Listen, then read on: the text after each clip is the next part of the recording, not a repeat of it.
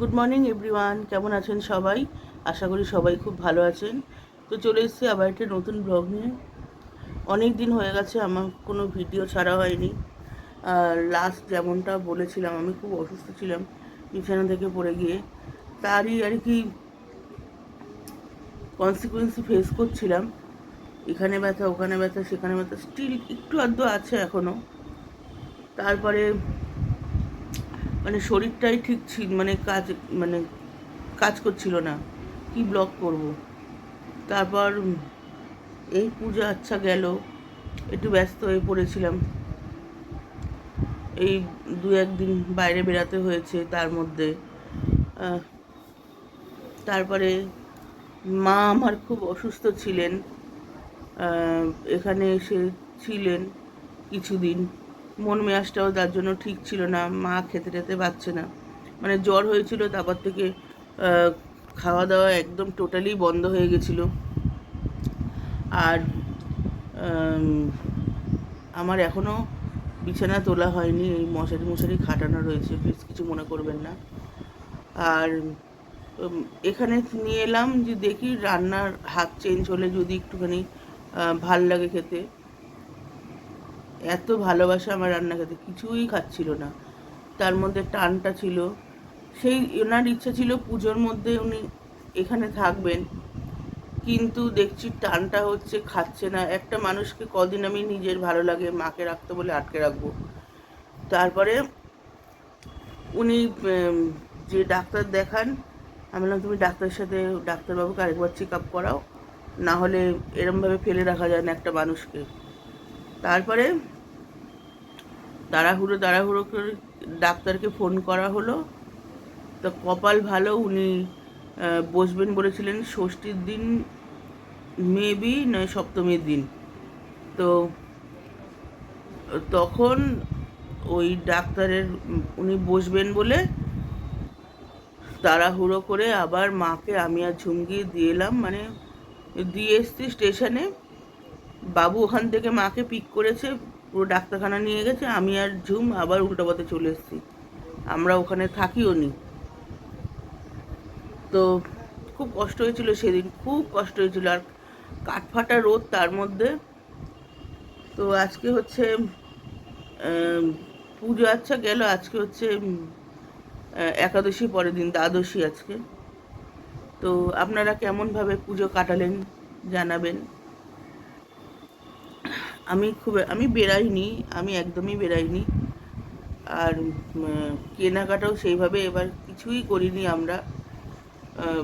ওই টুকটাক যেটা না করলে নয়, যেটা খুব দরকার, যেমন ঝুমের বাড়িতে পড়ার টুকটাক এটা ওটা সেটা দরকার, ওই ওরকম। আমার নাইটির দরকার, এই জাস্ট এই সমস্ত কিছু কিনিনি সেভাবে। যে যা দিয়েছে তাই পরেছি।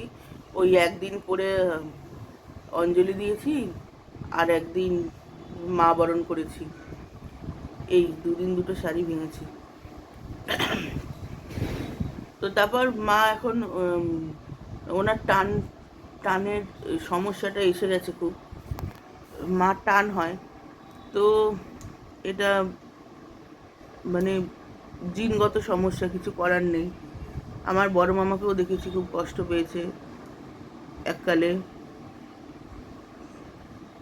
ছোট মামাকেও দেখেছি এই টানের জন্য খুব কষ্ট পেয়েছে। তো মা মারও এসছে, তা ইনহেলার ফিনহেলার দিয়েছে,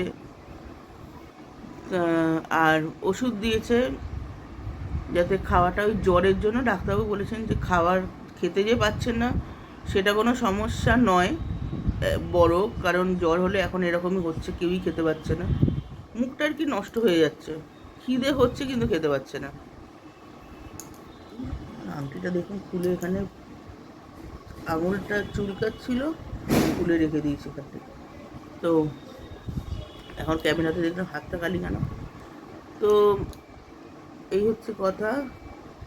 তার মধ্যে একদিন প্রেশার কুকার বাস্ট হয়ে কি অবস্থা, প্রেশার কুকার বাস্ট হয়েছে নাকি ওভেন বাস্ট হয়েছে কিছুই বুঝিনি। প্রেশার কুকারটাও গেছে, ওভেনটাও গেছে। তার মধ্যে সেই ওভেন সারাতে দিয়ে এসছে ওর বাবা। কপাল ভালো আমি আর ঝুম, আমি তো যেমন তেমন, ঝুম অনেক সময় এটা ওটা সেটা ও রান্নার ইয়ে থাকে, হ্যাবিট আছে, গিয়ে গিয়ে রান্না করা, ভালোবাসে রান্না করতে। ভাগ্যিসও ছিল না, প্রেশারটা ওই বসিয়ে এসছে। তো এখন আমি আমার জায়ের ঘরে রান্না করছি, ওভেনটা নিয়ে গেছে সারাতে, সারাইনি এখনও। জায়ের ওভেনে রান্না করছি, ওর রান্নাঘরেই করছি, কারণ ওটা আবার ওই কী বলে, ওটাকে কী বলে, রেগুলেটরটা খোলার সমস্যা ওই পাইপ থেকে। তাই সোমা বললো যে দিদিভাই এখানে রান্না করো, আমি তো করি না, ও তো এখন নিচে খায় একসাথে, তাহলে আমার রান্নাঘরটারও মানে ইউজ হবে, ক্লিন থাকবে।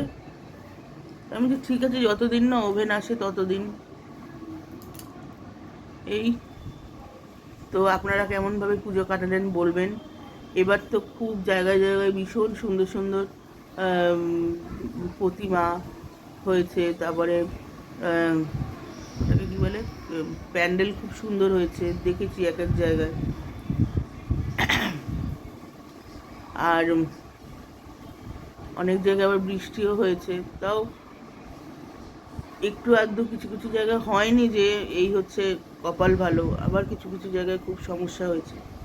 তো সঙ্গে থাকুন, কি করি না করি আপনাদের সঙ্গে শেয়ার করব সারাদিন।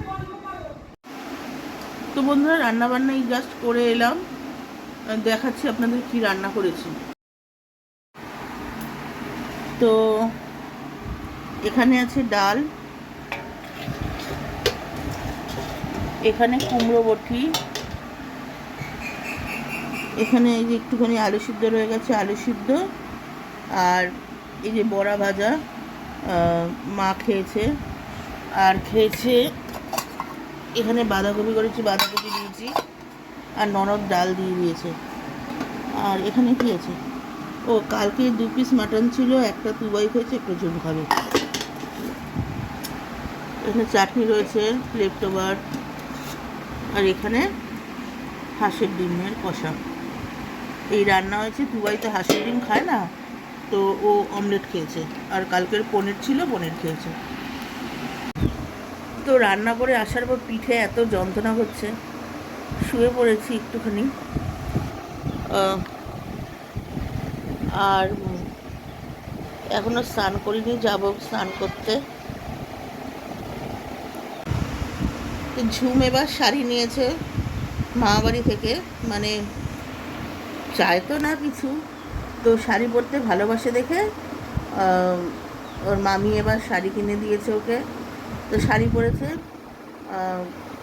2 দিনই শাড়ি পরেছে। অষ্টমীর দিন ওই মামার শাড়িটা পরে অঞ্জলি দিয়েছে, আর দশমীর দিন কি পরলি রে, ও দশমীর দিন তুলির একটা শাড়ি পরেছে, পরে ওই আমরা মা বরণ করতে যাই, ওখানে গেছিলো। তারপরে ওখান থেকে এসে ও তুলি, আমাদের গোপাল, মানে আমার দেওয়ারের ছেলে মেয়ে, ও কাকা কাকির সাথে ঠাকুর দেখতে বেরিয়েছিল এই শাড়ি পরে। সেই রাত 12টা 10-15 বাড়ি এসছে। আমি ঘরেই ছিলাম, আমি ননদ, আমরা সব ঘরেই ছিলাম, শাশুড়ি মা। তো চলুন যাই, একটু বিশ্রাম করে যাই স্নানে। তো বন্ধুরা, খাওয়া দাওয়াই কমপ্লিট করে বসলাম, 11:30 15 বাজে। কিছুক্ষণ আগে খাওয়া দাওয়া কমপ্লিট করলাম, যা ছিল তাই হয়ে গেছে এবেলাও। আর একটু আলু ভাজলাম, আর দুবার একটু ডিম সেদ্ধ দিয়েছি, মাকে একটু বড়া ভেজে দিলাম, ওই করে খাওয়া হয়ে গেছে। এখন আর একটুখানি জল নিয়ে বসেছি। ভিডিওটা এখানেই আমি শেষ করছি, দেখা হবে আবার একটা নতুন ভিডিওর সাথে। Till then, take care, tata, good night.